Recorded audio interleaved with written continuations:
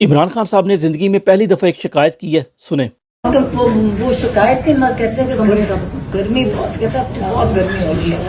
یعنی بہت زیادہ گرمی ہو رہی ہے۔ اور یہ وہ عمران خان ہے کہ لوگ ان کے پاس گرمی میں جب ملنے جانا ہوتا تو گھبراتے تھے، کیونکہ نہ وہ اے سی چلاتے ہیں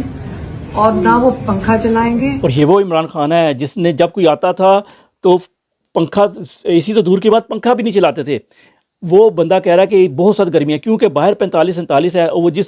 دڑبے کے اندر ان کو رکھا ہوا ہے کنکریٹ کا، اس کا ٹیمپریچر تو 50 سے ابو ہے، 60 کے قریب ہوگا۔ تو اتنے میں تو آپ ہاتھ بھی نہیں لگا سکتے، اتنا گرم کھانا بھی ہوتا آپ کھا نہیں سکتے، تو اتنے میں وہ رہ رہے ہیں، لیکن وہ پھر بھی کھڑے ہیں۔ اور ہر وہ پاکستانی بغیرت ہے جو بندہ یہ جانتے ہوئے کہ عمران خان صاحب کو کتنی مشکلات میں انہوں نے کتنی گرمی میں رکھا ہوا ہے، اپنے گھروں میں اے سی لگوا رہا ہے دو اور اس کے لیے پیسے بھیج رہا ہے ادھر سے کہ بل بھرو، کوئی نہیں دبا کے چلاؤ جی، اس پہ لعنت ہے۔